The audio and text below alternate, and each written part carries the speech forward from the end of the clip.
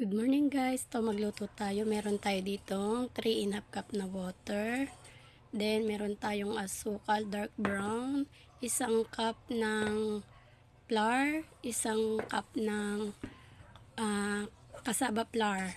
Then ating imimix na yan. Unahin natin ang asukal, then ating imikos-mikos hanggang sa matunaw yung asukal. Then ilagay na natin yung pag natunaw na nating mabuti yan, ilagay na natin ang cornstarch, guys. Then, yung kasaba, pagsabay-sabay na natin yan, guys, para hindi mahirapan tayo mag-mix. Then, nalimutan nating maglagay ng gatas. Ayan, guys, 2 gatas yung ilalagay natin dyan. Ang ginamit ko dyan ay birch tree. Ayan, ayan mga bebe ko. Then, ating imikos-mikos hanggang sa mawala yung mga bobo. Then balikan natin yung ating niluluto na adobong chicken feet at saka pork. Yun yung pabaon natin kay Edgar ngayong tanghalian, guys.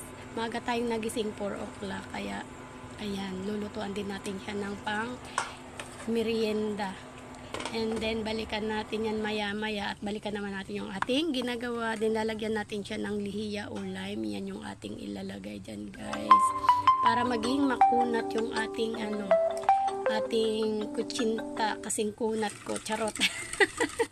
So ayan, din imikos natin at ating salain para matanggal yung buo-buo at nang maging maganda yung ating lulutuin, guys. Tingnan nyo, may buo dibang asukal. Dark brown yung ginamit ko dyan, guys, pero pwede rin naman kayo maglagay ng aswete o pampakulay.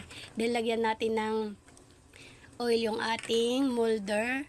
Pwede naman kayong gumamit ng ng star margarine o kaya ng butter. Pero tayo wala, yan ang available natin, mantika. Kaya yun lang ang inilagay natin, guys.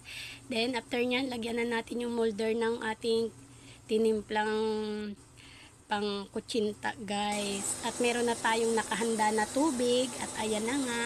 Okay, naisalang na natin. Ayan mga bebe. Habang naghihintay tayo dyan, balikan naman natin yung ating niluluto, guys, para ma-check natin kung ano ba to. Ayan, sayang yung space kaya naglagay pa ako sa ibabaw. Din takpan na natin. Nilalagyan ko pala yan ng tela para hindi tumulo dun sa ating niluluto, guys, para hindi maging matubig yung ating nilalagay. Sininalo-halo ko na dyan yung ating ulam at okay na yan, guys. Na tayo dyan, magsasandok na ng kanin para lumamig yung baon ni Edgar na kanin, guys. So ayan, sa baon na natin ilalagay yung ating kanin, pambaon ni Edgar. Then ayan na nga, okay na siya.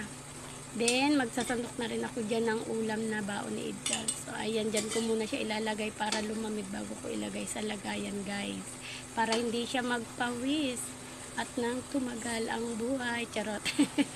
So ayan na nga yung ulam niya, chicken At ito, tingnan natin yung ating isang niluluto, yung pang snack ni Edgar. Hindi pa siya pwede, wait natin ng ilang pang minuto. Then ayan na nga, guys, okay na siya. Tatanggalin na natin siya doon sa molder. I-unmolder na natin siya, guys, para lumamig at nang mabalot na rin natin yan. Ayan, guys, ang sarap niya. Ayoko nung sobrang tigas, ayoko din ng sobrang lambot. Gusto ko yung sakto lang yan, ganyan. Pag lumamig yan, guys, saktong-sakto lang yan. Mainit na mainit pa kasi kaya medyo malambot pa yan, guys. Ang sarap niyan, guys. O